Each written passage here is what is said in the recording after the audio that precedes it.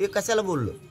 म्हणून महाजन साहेबांना विनंती आहे आमची, तुम्ही त्याला लवकर येरवड्याला जाऊन द्या, गोळ्या द्या 2-3 त्याला, ते कामातून जाईन बरं का.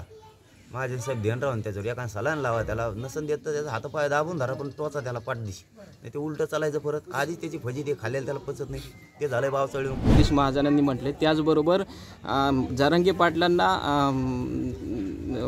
काय संयम ठेवायला सुद्धा महाजन यांनी सांगितल्याचं कळते. काय मग ठेवला ना त्यांनी, मला सांगितलं, आम्ही त्याला सांगतो तुम्ही काय बोलू नका. म्हणलं त्यो बोलल्याशिवाय मी बोलत नाही. आता मी गप्प बसलो. महाजन साहेबांनीच मला उत्तर द्या उलट की मी त्यांना बोललो का नाही, ते काल कशाला बरळलं, ते कशाला बोललो. म्हणून महाजन साहेबांना विनंती आहे आमची, तुम्ही त्याला लवकर येरवड्याला जाऊन द्या, गोळ्या द्या 2-3 त्याला, ते कामातून जाईन बरं का. महाजन साहेब ध्यान राहून त्याच्यावर एखादा सलाईन लावा त्याला, नसन देत तर त्याचा हातपाय दाबून धरा, पण तोचा त्याला पाठदिशी, नाही ते उलटं चालायचं परत. आधीच त्याची फजी ते खाल्लेलं त्याला पचत नाही, ते झालंय बावचळी. कुंकडं बोलत आहे ते सांभाळावं. म्हातारा माणूस आहे महाजन साहेब, म्हाताऱ्याला सांभाळे जा.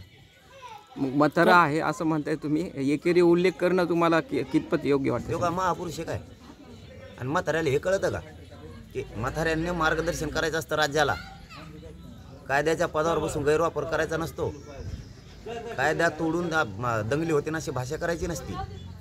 म्हाताऱ्यानं मार्गदर्शकाच्या कामात राहायचं असतं. आपण कायद्याच्या मंत्रिपदाची जे शपथ घेतली संविधानाची, त्याच्याकडे राज्याचं पालकत्व आलेलं असतं.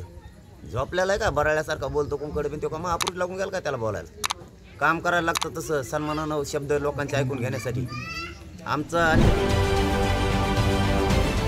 राजकारणातील प्रत्येक अचूक बातमीचे सर्वात आधी अपडेट्स मिळवण्यासाठी सरकारनामाच्या सर्व सोशल मीडिया प्लॅटफॉर्मला लाईक, फॉलो आणि सबस्क्राईब करा.